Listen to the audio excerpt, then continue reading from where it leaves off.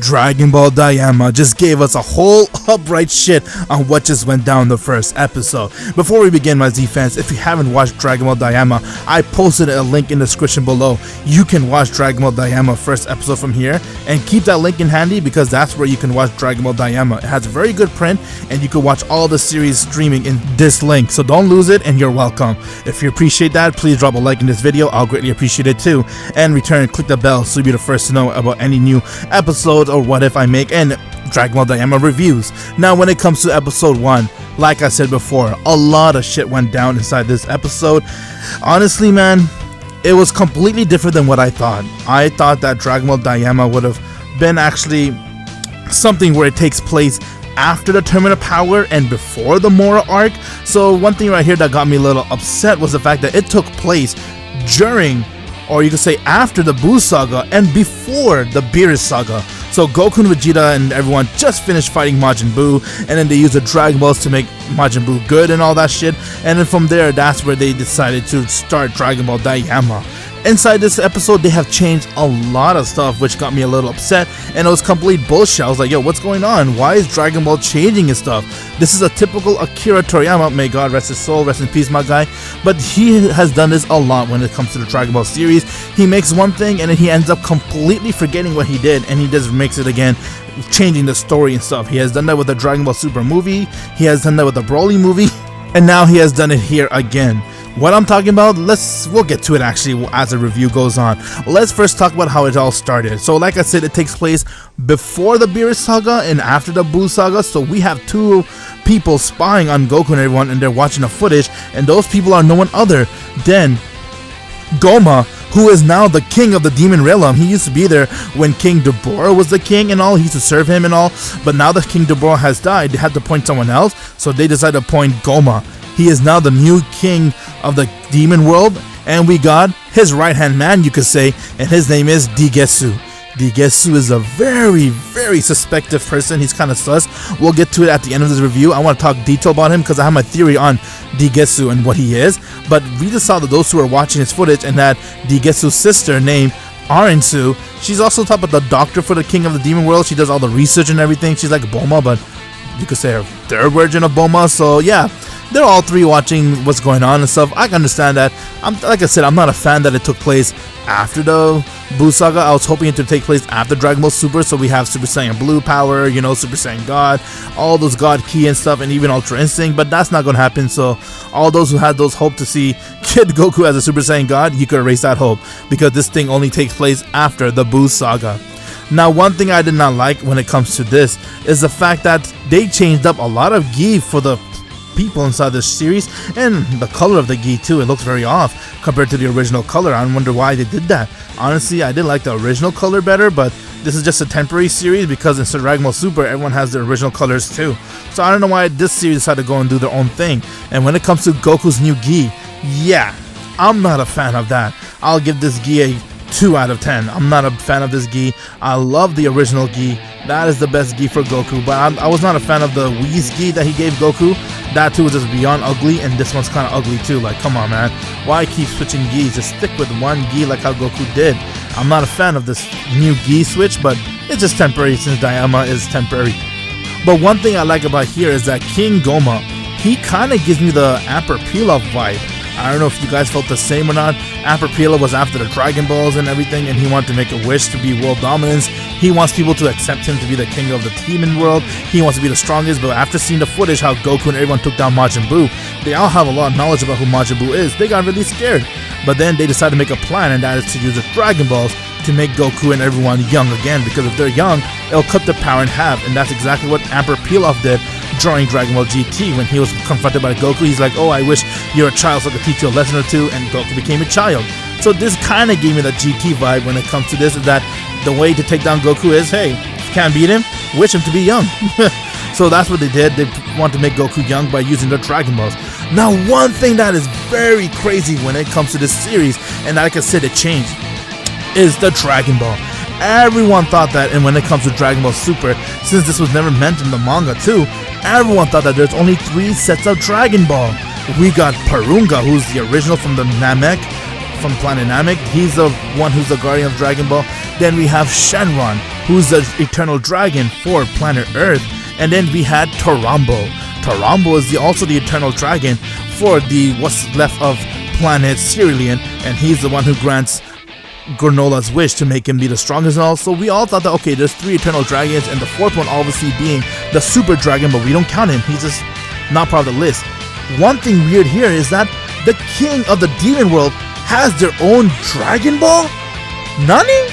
Are you kidding me? This is actually pretty exciting to hear about it. When I heard that, I was like, yo, no way. But at the same time, maybe remember that this is only a short series, so we have not seen any mention about that during Dragon Ball Super, or even saw the current Super manga. So I don't think that's going to be ever be mentioned. It's just right now in Dragon Ball Daima. But that is so weird. They have their own set of Dragon Balls. Like, what is going on? That was like a big mind-boggling right there. It's like a pfft. No way. The Demon World has their own Dragon Ball? And what's even more crazy is that they shown the guardian of the Dragon Ball, the Namekian.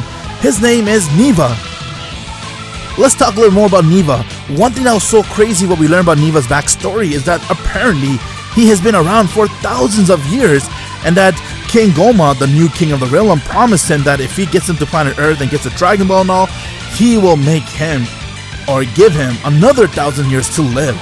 So one thing that's weird right here is the fact that Neva is the Namekian that's living in the demon world. Like, whoa, what's going on? And that he's kind of goofy. He kind of reminds me of old Kami, but at the same time not.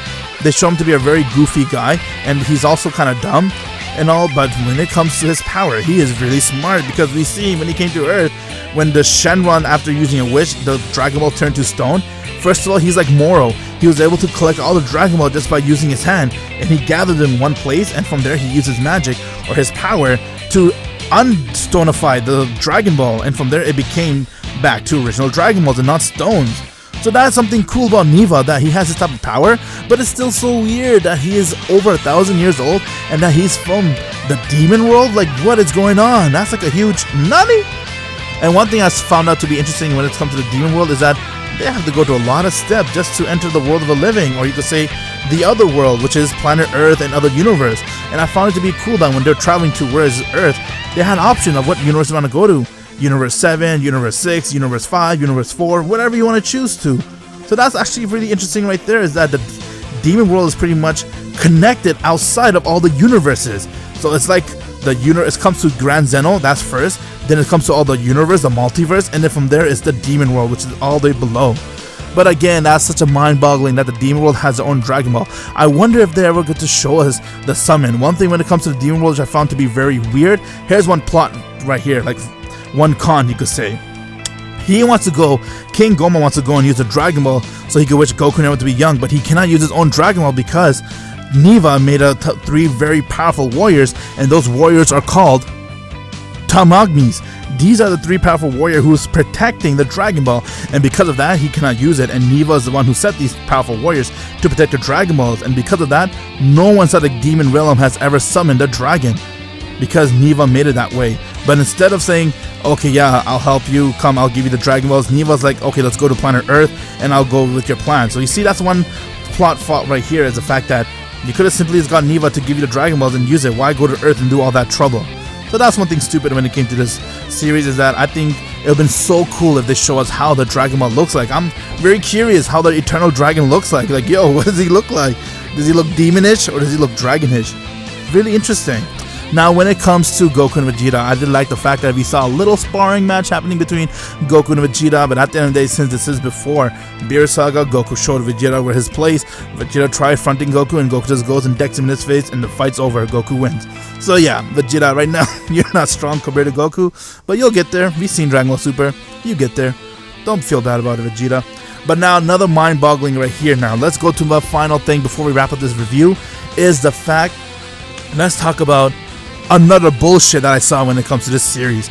Everyone knows when it comes to the Supreme Kai and Capito Kai, they were fused before Beerus was awakened, and even when Beerus got awake from his slumber, they were still fused together. We've seen inside Dragon Ball Z Battle of Gods, we have seen that inside the Dragon Ball Super series too, but what is weird here is that they're already defused. So that made it kind of weird, because how are you defused here, which takes place before the Beerus Saga, and in the Beerus Saga you're still kind of fused. And one thing weird was that they just debunked the complete theory. Supreme Kai told Goku that they used a Dragon Ball to wish to be separated. Here, Computer Kai tells them that they were fused, and from there they got Majin Buu to swallow them. And once when Majin Buu swallowed them, he spit them out and they became unfused. Turns out Majin Buu's body has some type of gas where the Potara cannot handle, and it unfuses people. So that's another bullshit right there, because Potara unfused Goku and Vegeta due to time, not some gas. Goku and Vegeta got defused because of time, and when it comes to the Supreme Kai, you cannot be unfused unless you use a Force Spirit Fission on you, or you use a Dragon Ball, because when two gods fuse, it is permanent. There's no time limit, and there's no bullshit thing called let the Majin Buu absorb you. If that's the case, when Goku and Vegeta were fighting Zamasu, they could have easily got Majin Buu to turn Zamasu into chocolate, or merge Zamasu and get them to be unfused. Yeah, it doesn't work that way. So that's a very big bullshit right here that happened. It's a huge con. They just effed us up by doing this stupid theory that Majin Buu spat them out after they have fused together. Yeah, that was complete dumb. Now to end this review, I want to talk about Goma's right-hand man, aka Digetsu. Digetsu, just look at the way he looks. He looks like a Supreme Kai. He has a Supreme Kai earring, but he has that clothing.